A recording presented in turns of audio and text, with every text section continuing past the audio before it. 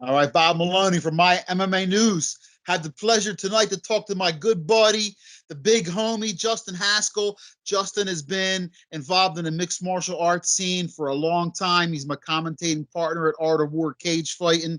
And you know, this coronavirus, this COVID-19, it's got us missing the sport so bad.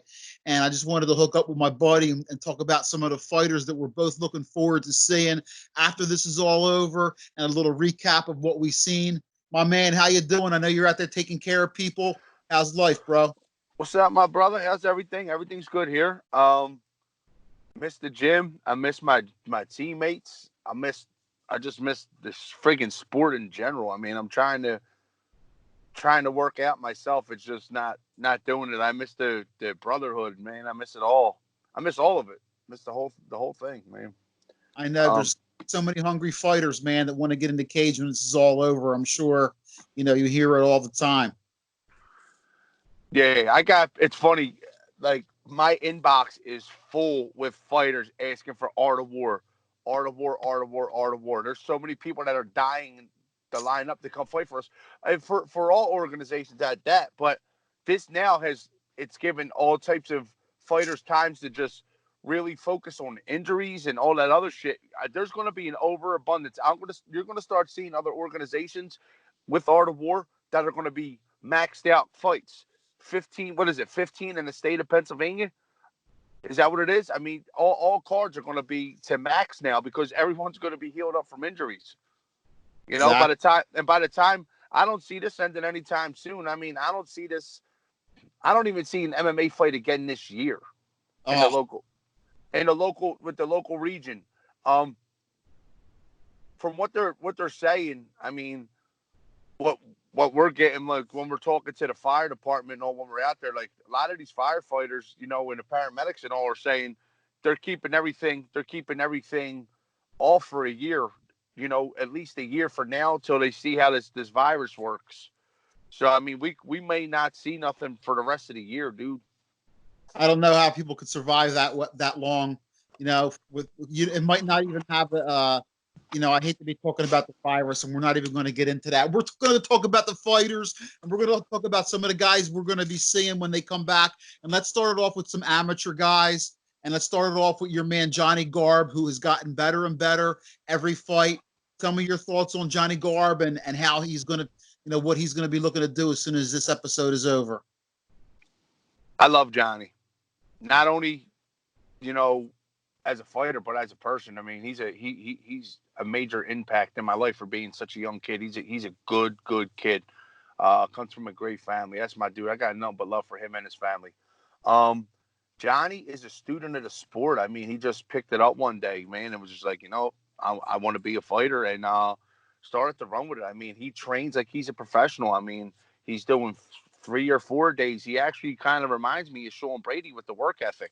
You know, Sean is a goddamn machine. Little Johnny's a machine. He'll work on every asset of the sport. He'll get up, he'll do his cardio in the morning, then he'll go hit jujitsu, then he'll do his pad work, then he'll get to the striking, then he'll go to the weightlifting, and in between he'll take his naps and all. I mean, he's got the right mindset and he's right at the right age, to make a run. You know, I think with after two more amateur fights, Johnny will be ready for his pro debut. All right, a couple more amateurs I want to bring up to you. I don't know how much you got to see it because you were working the corner at the last event, but Mariah Castro and Sandy Chang, two of the female fighters they fought for the title, was one of the most enjoyable. Tons of transitioning. It was a great fight. Hopefully, you got to see that on video. Another amateur, Drew Dixon, who was just a monster in his title fight. Talk about the two ladies and Drew Dixon real quick. Both the girls are tough, man. Castro and Chang, they're both tough. I mean, I've seen Chang fight a couple times. I've seen Castro fight once. Chang has very good kickboxing. Like her Muay Thai is her striking alone is very good. Who was it? What fight was it we were watching? She dropped the girl and then choked her out. Remember, she put her in some crazy submission. I think it was. It looked like the girl's eyes was ready to pop out of her head. I think I said that in my commentating. She choked the shit out of her. Um, Castro's Castro's well-rounded. I would like to see her develop more and see where it will take her. Drew Dixon. I mean, Drew Dixon is top-notch wrestling. I mean, what was it? I mean, who the hell did he just fight? What was that? Kashera? Yeah, listen, Kashera had some things going on, but it was really a dominant Listen, performance. there's no excuse. Kashera didn't make no excuse. He stepped in there, man. Listen, he had a life-changing event happen to him right before the fight, but he still hunkered down and got the camp done and got in there to fight. And he actually ended up dropping Dixon. You know, but Dixon's wrestling was way overwhelming. I would like to see him fight again too. I mean, he holds one of the belts for Art of War. I mean, the kid's got a bright future, so I would like to see him fight again. All right, coming up, let's move on to a couple fighters that we both know that are going to be making their pro debut, both out of 302 BJJ in Delaware. My man, James Lionheart Lyons. Now, listen, James, your boy Ryan Cafaro, who I know who's trains with high-level, world-class fighters, told me about Lyon. He said that James Lyons is going to be, he felt he was going to be very successful at the next level because he said he just has that upper level submission game. He thought he was going to be very successful. I know he was on tap to make his pro debut at Art of War before we had this delay. And then one of his training partners, Devin Estes, who is been around in the sport, and she's going to make her pro debut. What do you think of those two? Well, first and foremost, I don't really take everything Ryan Cafaro says serious because he shaves his armpits. So I'm putting that out there now. All right. So you got this little MMA fighter with some bold armpits. So that doesn't even sit right with me. But Lyons, tough dude. Cafaro talks highly about him all the time. I actually was just talking to Cafaro right before you got a hold of me, before we got on this call. If Cafaro says they're legit, I mean they're legit. I mean, look, you got UFC legends flying Cafaro halfway around the world to corner him. I mean, so Ryan knows his shit. He knows his talent. He knows he's a very good coach, a very good striking coach, and if, like I said, if Ryan's saying that they're legit, man, they're legit. And that dude Lyons, man, he can fight. He's a tough dude. I've seen him fight. I seen him fight. Not to mention, one of my closest friends is telling me has told me how good he was. So I know main man's official. Estes, Devin's a tough chick. She's tough. I would like to see her fight again. I forget the last time I seen her fight. I mean, I've seen so many freaking fights. So it's like I'm just trying to think of something spectacular that she did because what was it? I think did she knock somebody out with like a body kick or something? Am I wrong here? I saw on her page when she shared it because she's been fighting at Dead Serious in Atlantic City. It was like a body kick or something. She finished somebody with. I think I don't want to sit here and make something up. I think it was a body kick I seen her finish somebody with. All right, how about Ben Moser? Listen, we were there for Ben Moser's pro debut, 1-0. That's another guy I'm looking forward to seeing get back in there. He always brings it. He's got a lot of energy. I like Ben. I don't really know his wife personally, but I like his wife. I like how she supports him as well. I know they just had a baby recently as well. It's an awesome thing.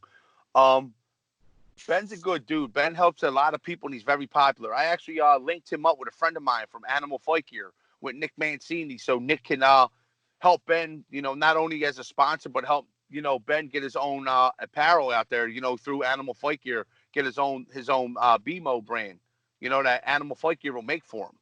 So I linked that all up for them guys. Yeah, I'm excited to see what the future holds for Ben. I think Ben's going to outgrow the gym that he's at, and he's going to end up in Philadelphia at one of the gyms here, with Henzo Gracie Philly, with or with Balance, or maybe Martinez. He's going to end up, or maybe NPR. He's going to end up over here with us. He has the talent to go far.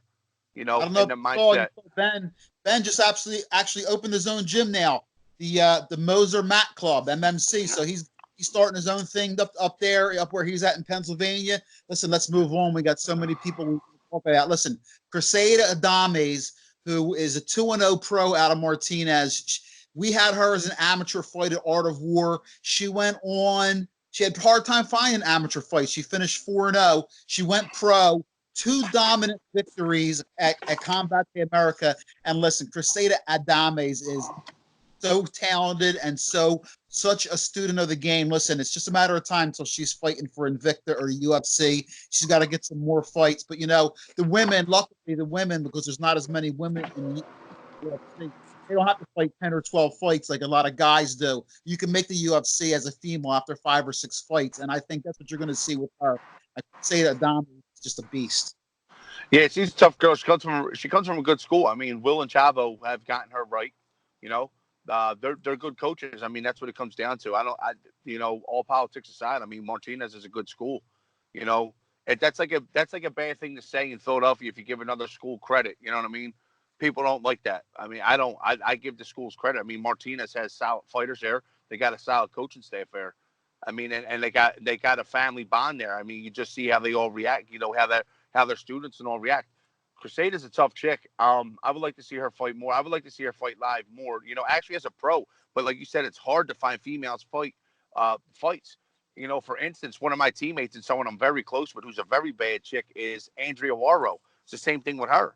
It was either she was fighting people making her debuts, or she was fighting ladies that had 25 kickboxing Muay Thai fights, and that's all that would fight her. Right?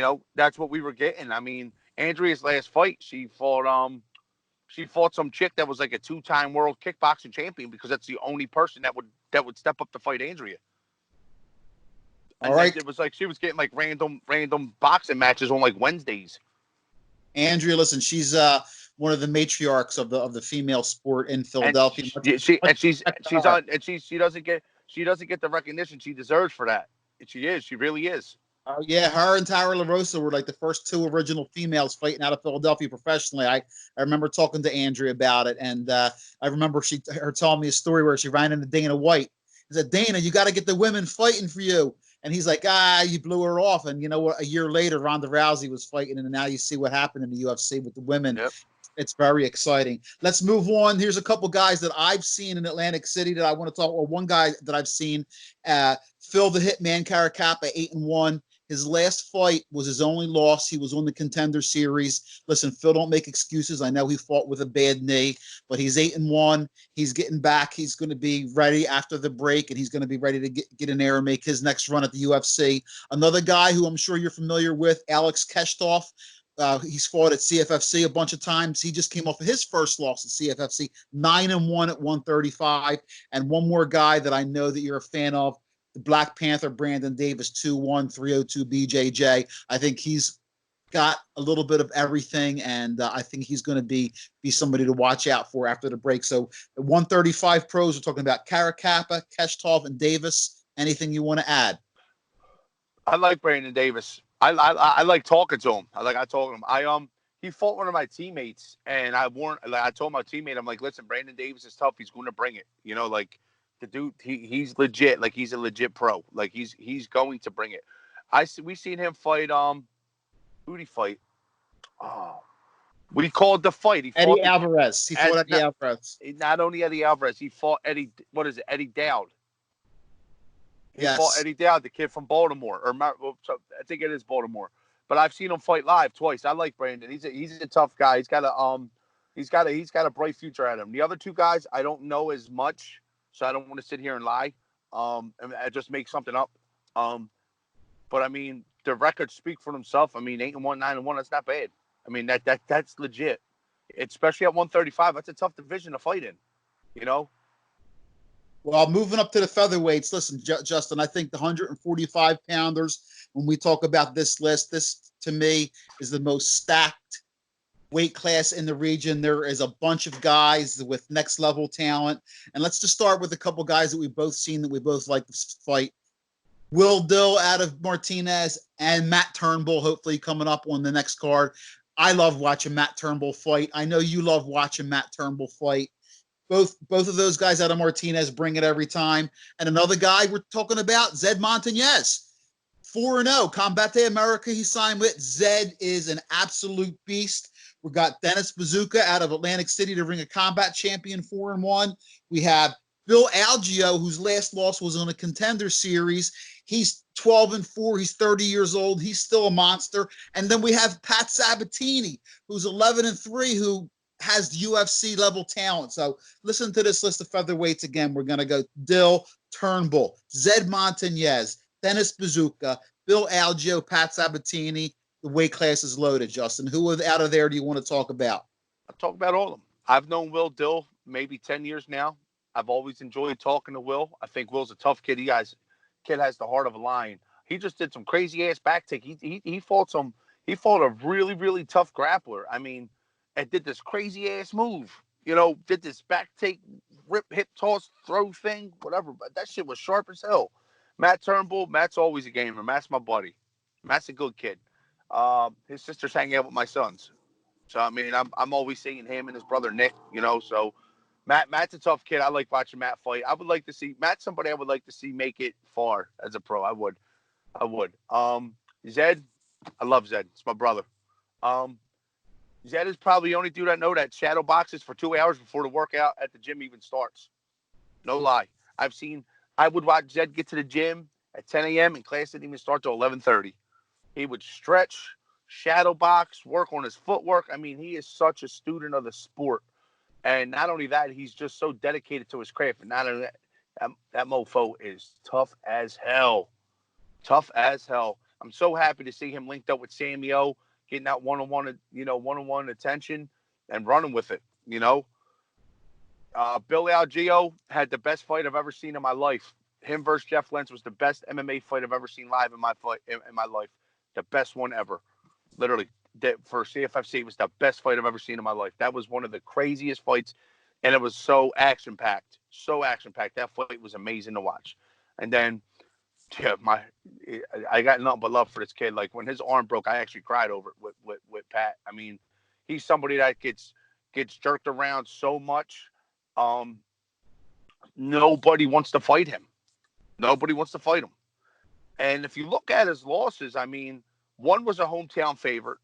That was a favorite. Yeah. That's a favorite. I mean, not making excuses. There's just no excuses. Pat lost in Illinois. He won that fight. He won the fight. He won the fight. Then the one fight he took, I think the guy stepped up or something. It's had something to do with the weight. The guy ended up being 10 pounds overweight or something like that. Something goofy like that. And then, the freak accident with him breaking his arm. Pat has all the skills it takes to be next level. He's somebody that should be in the UFC. Same as Billy Algeo. I think Billy Algeo should be in the UFC as well. But Pat Sabatini, not only that, man, he's as nice as a grandma. You wouldn't even tell by his personality that he literally could kill you. That's how nice he is. And he comes from a great family. He's literally one of my favorite people in my life, Pat Sabatini. All right, let's move it on to the lightweights. There's a couple guys I want to talk about. We've seen Cody Russell just make his debut. I think the sky's the limit for him. He's loaded with talent. And another guy, maybe if he's going to ever get back in the cage, Joe Lowry, 8-1. He's a beast. Let's talk about those two lightweights.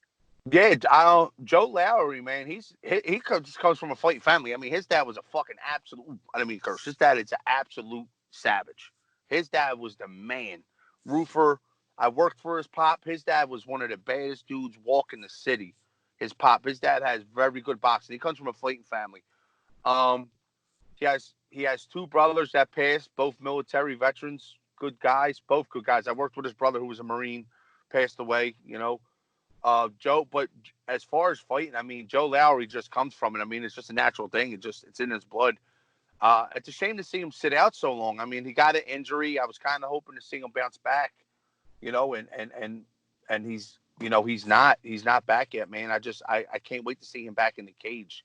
Cody Russell. I feel Cody Russell's debut wasn't as good as expected, but I understand he had a ton of pressure on him. You know what I mean? Because he's such a stud, and I think more or less was the pressure of him to get a finish instead of him just getting a win. You get what you catch my drift? Yes. I think Cody is the real deal. I think he's going to have a great pro career, but for like what was being said about him and how he performed, I know that wasn't his best. It's not his best performance. He got the win, which is all that matters. But I think it's more or less because the pressure that was put on him. Not only that, the weight cut. There was a lot of shit that got put into his performance. Don't forget, too, it was his pro debut, and he took on a tough guy, Brewer, who was 2-0. You don't usually make your debut against a guy who's 2-0 as an 0-0. So listen, my hat's off to Yeah, Cody. Brewer was tough. Listen, but there's factors into it, and a lot of people they don't realize that. I know Cody can. I've watched Cody knock people out. In the cage. I've seen him stop that one dude, that crazy ass punch. Like, he's a tough dude. I just hope next time we see him in the cage, he comes back. The pressure's not as much as it was as his pro debut. You know what I mean? He's going to have a great career, and I'm going to watch it. I'm going to watch him, grow to be something great. Even more. Let's move up to the welterweights, big man. We got three guys I want to talk about. I know you love all three of these guys. We got Eugene, the suitcase kid, Aubrey. I'm pretty sure he's going to be fighting at 70 now. He's kind of outgrowing the 155. We got Basil Hafez, who we just saw in his comeback fight go to 5-2. He wants a title fight for Art of War. And then we have, Jeremiah Wells, who's another one of these talented guys from Philly with a huge ceiling. So we got Aubrey, Hafez, and Wells at 170. Give your input on those guys for me. Eugene Aubrey's the man. He's the man. He's such the shit. Tony, remember he knocked the dude out? The guy was like 10-0, hits the guy with a flying knee, gets on the mic. He goes, "Man, I had to get him the hell out of here. They don't pay overtime in fighting." I was like, "This dude's a legend. This dude's a legend. That's my man." Gene's tough. Gene's tough. And if you listen to his story in life, man, and just to see him competing, it's he's someone that deserves it, but he has to work hard for it. Deserves the money, the fame, and everything that comes with it. He has a rough story, man. His story's crazy. Hopefully, I can't wait to see him back in there. I mean, he just got sent down to an American top team, and it just didn't work out how it was made out to be. That's what he was saying.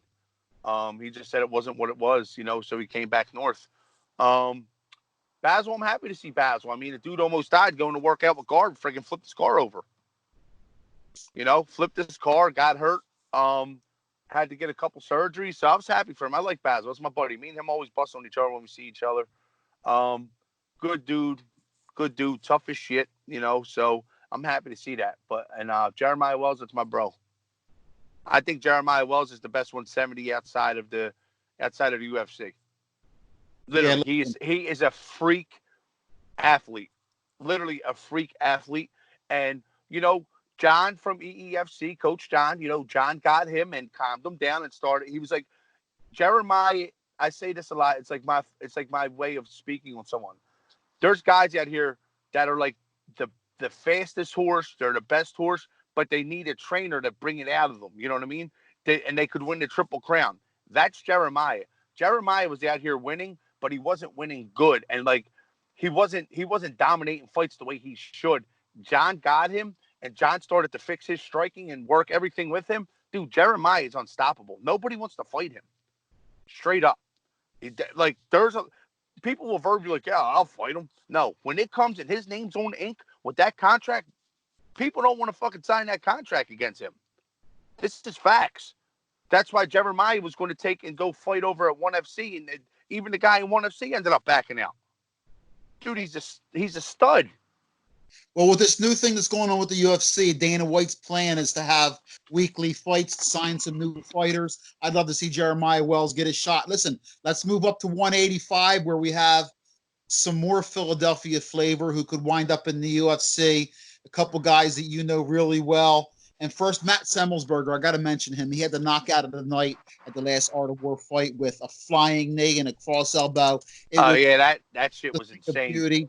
He is dangerous as dangerous gets, and he's 6-2 when he's peaking right now. And then we have the three guys that I call the three-headed monster. We got Andre Petrosky at 5-0, his main training partner at Balance, Joe Pyfer 7-1, body bags, and then you got Kyle Dawkins who's 9-0, who should already be in the UFC. It's a crime. So 85 middleweight is jacked with talent.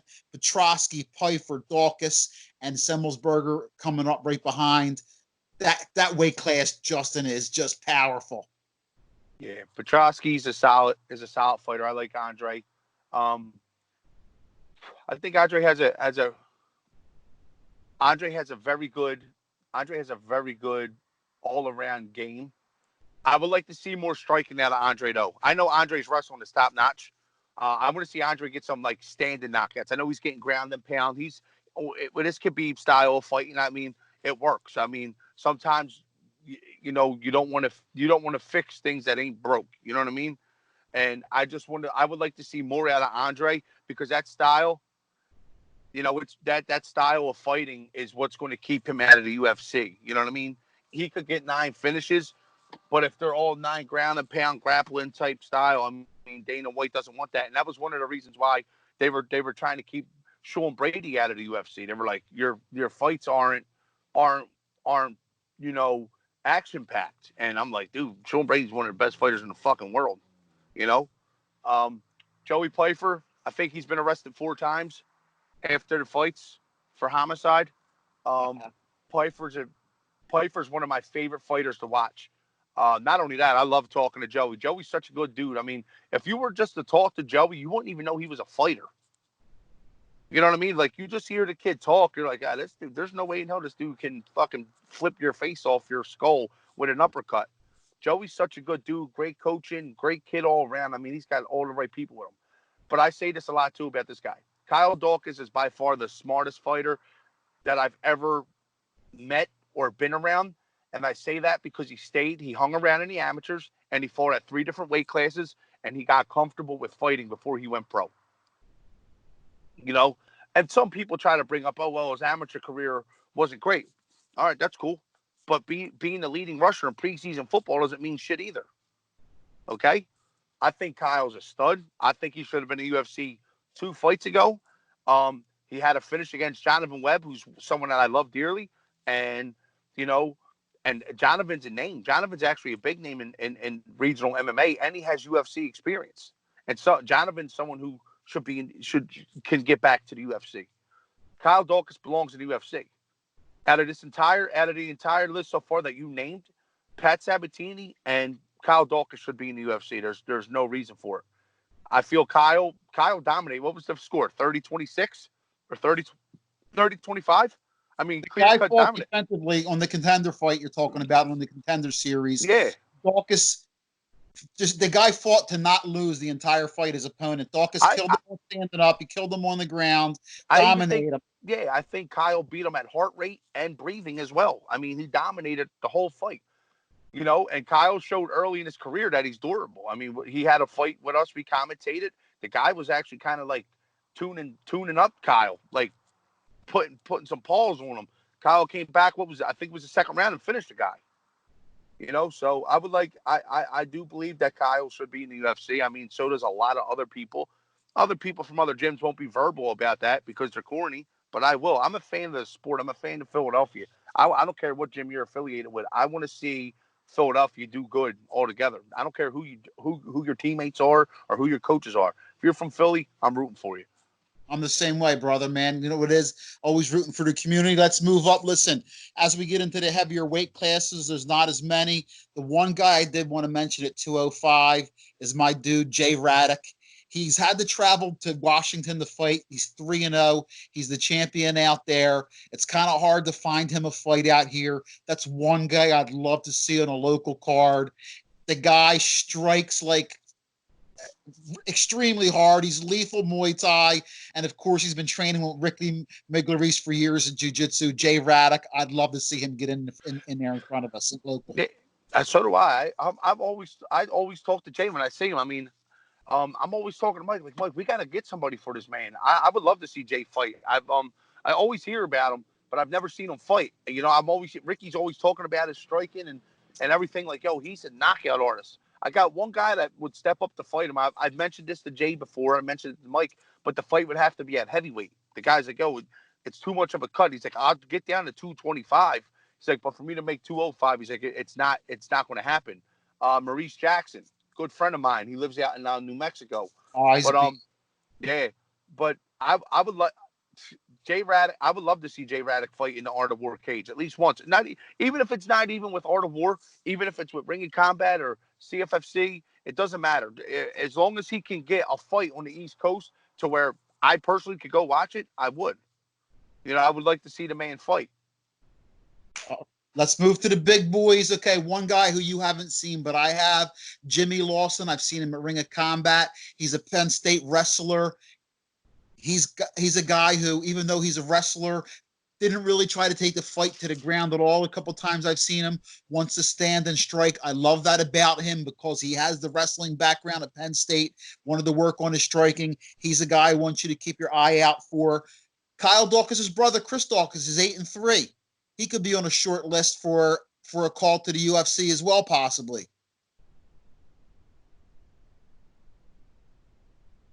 Say it again. You lost me for a second. I brought up Chris Dawkins, who's 8-3, is a heavyweight. Kyle's brother. He's another guy. If you have a contender series type thing or a short notice fight, you might, Chris might be a guy you see there. And the one name, the legend in the sport, one of the most popular guys ever. We don't know if he has one more fight in him or not. I know that you talked to him.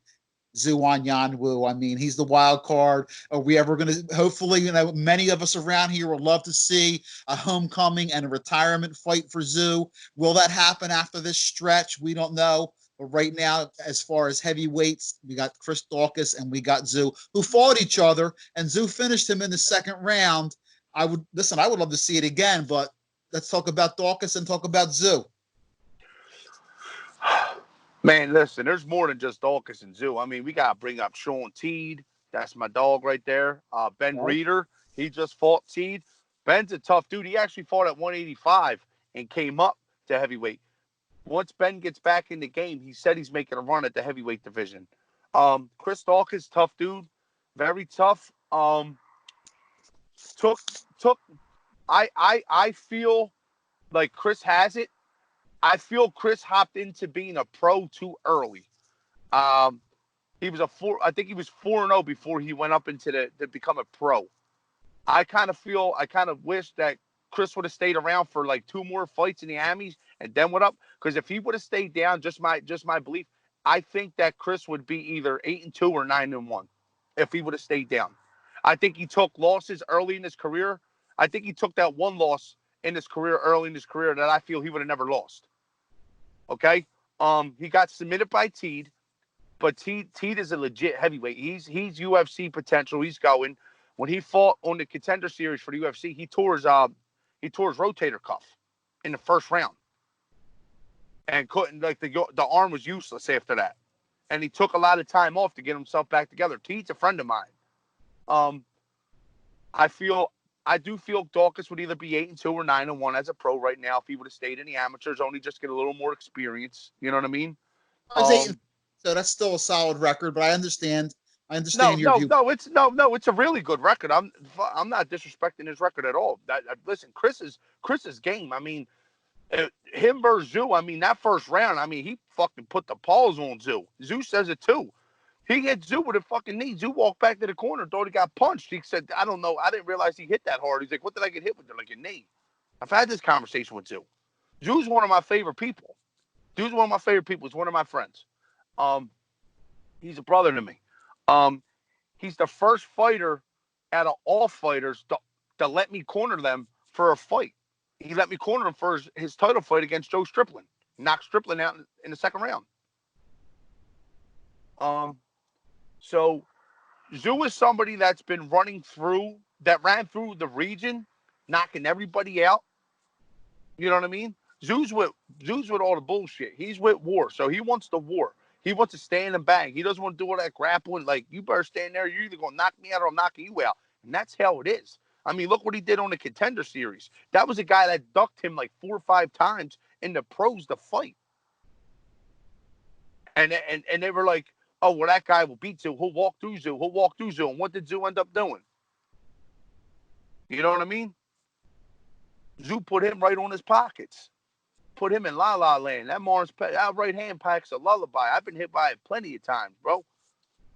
So, but yeah, I hope Zoo comes back. I really do. Even if it's at the regional level, or it could be in Bellator or whatever. I still believe Zoo can make a run at the UFC. I mean, maybe get 1 or 2 fights in the UFC. I mean, or even in Bellator, make a run for the title on Bellator. Just to be honest with you. I'm greedy. I want him to, like I said, make that homecoming, have that last retirement fight, And I hope it happens. I just hope we get, regardless, I hope we do get the same fight. Who knows now after this episode how long of a dry spell we're going to have, who is going to, retire. That's the one thing that sucks about this is for fighters is not only are you missing your training, but if you're a fighter, you're missing opportunity. A fight career is only for so long. Your body is only going to, your career is only, you're missing 6-9 months now of a chance to earn fights, to move up and make more money. That's the crime right now for me of this coronavirus right now. On top, of course, the people that are dying. But Justin, always a pleasure to talk to you. And Always. before we go, man,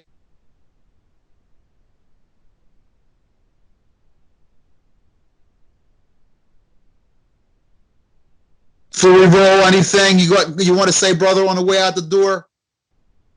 Yeah, let's try to beat this virus so we can get back to this fighting. I mean, this stuff's crazy. I just hope everyone's out here being safe. I hope everyone's recovering from their injuries. I mean, that's the least I could say. And Bob, I'm calling you out. You got to do the Cupid shuffle at the intermission next Art of War. I'm gonna get on YouTube right now and check it out and start practicing right now. Hopefully, You're it's not too calling out late. on that. That's getting stamped, so better be in here. You're Sounds good. go. I can hardly All wait. right, no more of that That Michael. video's No, gonna go no more of viral. that. No more of that Michael Jackson shit. All right, my brother, my All right, commentator bro. for Art of War. Great talking to you about the fighters in the region. Listen, I hope that anybody that sees this don't feel left out if we didn't mention you. There's a lot of guys, and believe me, we love all you guys. We love all you guys that are out there with the blood, sweat, and tears, working hard in the gym. Whether you're grappling, you're doing jujitsu, whether you're doing kickboxing, wrestlers. We love all you guys, and we appreciate the hard work and the grind that you're Yeah. putting in, man. Can't wait to see you soon, my brother. In the words of Deb Bickings, wash your fucking hands. See you guys. See you.